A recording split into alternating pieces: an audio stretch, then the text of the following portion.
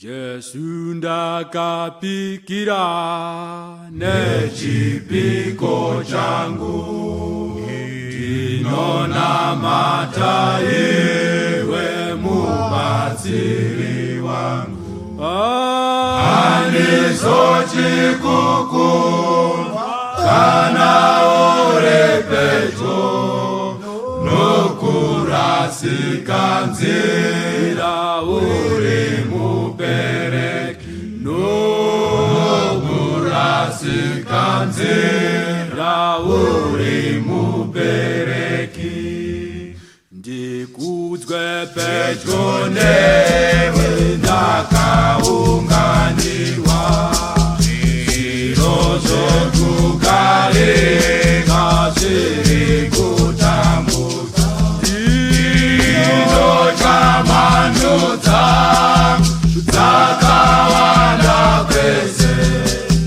Jesu swedera pedyo undidziwire, Jesu swedera pedyo undidziwire.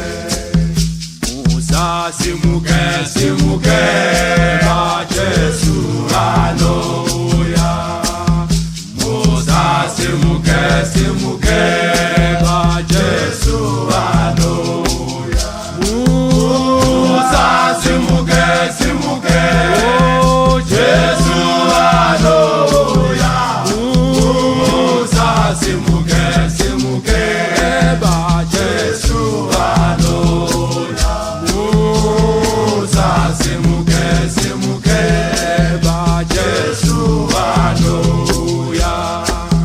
Simba irotakapirwa nerekulamata, simba irotakapirwa nerekulamata, simba irotakapirwa nerekulamata, simba irotakapirwa nerekulamata, simba irotakapirwa nerekulamata. Ndizotaura tenzi nokubava kwako, chikurira ruchiva nokuzvida kwangu. Ndimvewo simba rako unditungamire, ndiite kuti ndinzwe izwi rako tenzi, ndiite kuti ndinzwe izwi rako tenzi. Nditevere tsoka dzako pasi, handina simba tenzi asi rako tenzi.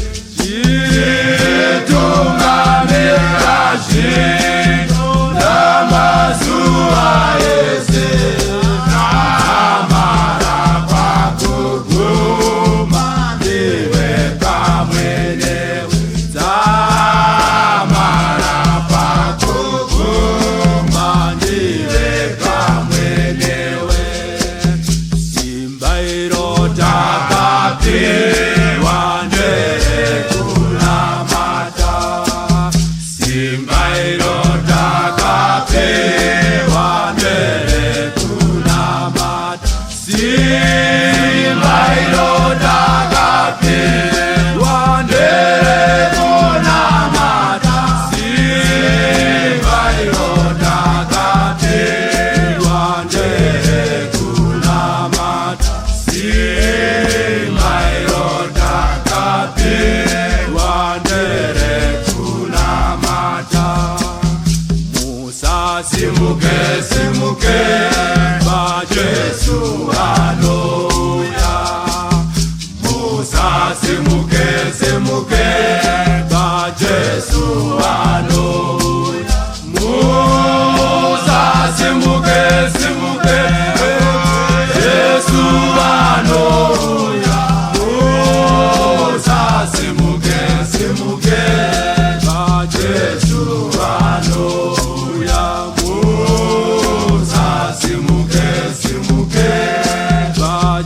Jésù wá